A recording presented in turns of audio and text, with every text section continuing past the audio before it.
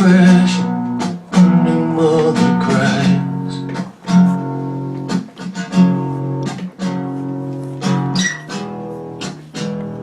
Who listen to the fall to the floor? Hello, welcome back to another pen talk. Today we're going to stick to our favorite topic, pens from China. So I saw this eBay auction and I just couldn't pass it up. Primarily because I have a pen that's similar to this and one might call the predecessor. This is a WingSung 2007 vintage from the WingSung perspective. You know, it has the classic engraving and identification on one of the three bands at the bottom of the cap. Small band here at the top with a black finial. You know, just a regular clip. You know, just the right amount of spring to it. And there are 10 facets on this pen. They're quite well defined. We go down to the bottom of the barrel, we'll notice another gold ring and a black end cap. So the pen is very light, which is what I would expect from this type of pen. Just a regular unscrew, about one turn to unscrew, and then you have your black section and a gold-plated nib, you know, with the Lucky on it, the designation that WingSung has done on a lot of their nibs, and of course it says China. And the other thing that's interesting is it looks like a Bakelite feed. Certainly not the standard type of feed that you would expect on this type of pen. It fits okay in the hand.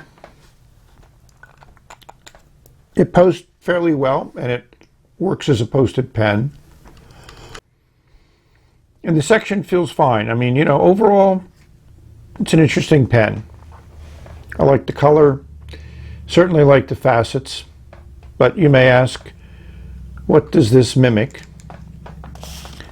So don't hold your breath. Here we have an Omos. This is an Omos Extra, kind of like a Paragon, a Milord, you know. They're all in that vein. Standard gold trim, but obviously there's some very significant differences between the two pens. They're both extremely light. The Omos has a slight weight advantage and will give you those weights. Clip is very similar. Three bands, but obviously much different. The band on the Omos follows the 12-sided facets versus the 10-sided on the WingSung.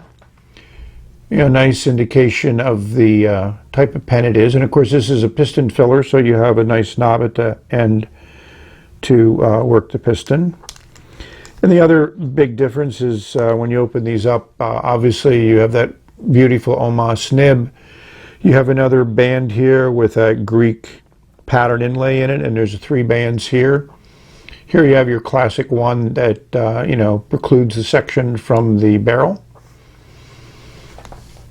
I've never done a review on the Omos. I bought it many years ago in the 90s from Harrods in London, when they used to sell fountain pens in the basement, and they would have excellent buys, and this was an excellent buy at the time. This is my first Omos.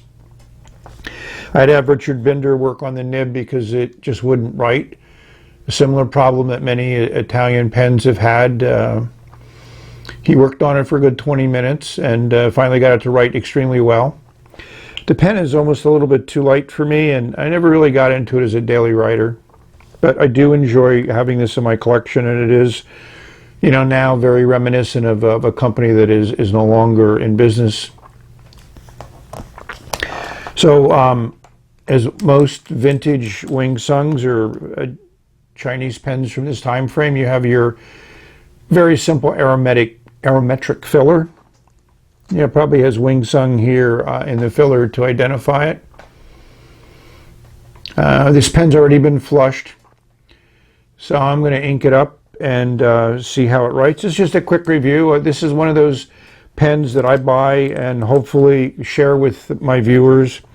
And if it's a pen that they're interested in, they might purchase it. I mean, it's certainly extremely affordable at the price, but again, the real key is how does it write?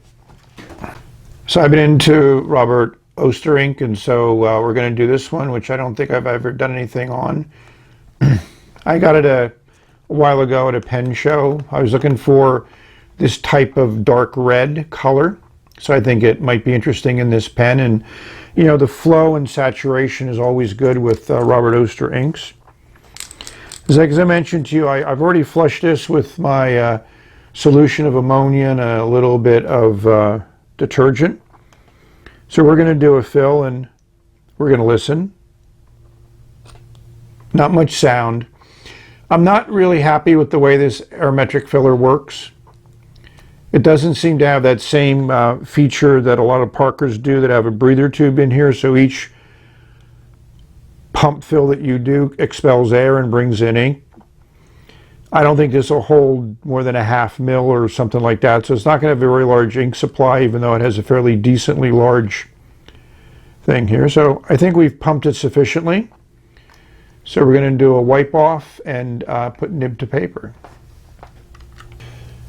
This fits nice in the hand posted. It feels fine.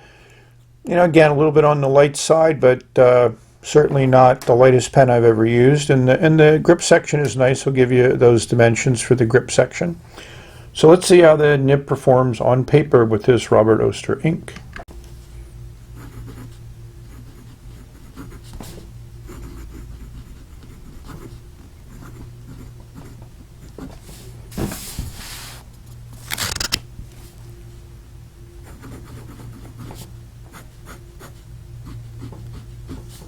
Not bad. In fact, pretty good.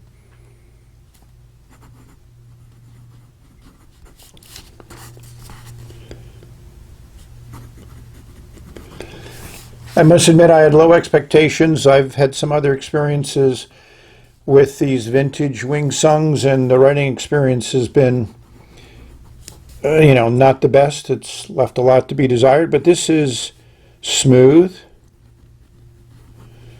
And the flow's good. And that's been one of the issues, is the flow has just not been what it should be. And this Robert Oster ink looks good in this pen. It's an excellent combo. So I'm impressed.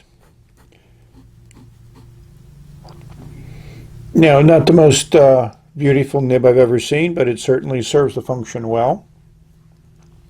So this is just a quick drive-by on a pen that I kind of bought on a whim, and I'm pretty happy with it. So thank you for watching. May you have many great writing experiences. Enjoy pen, ink, and paper. And enjoy every day. Till later. Bye.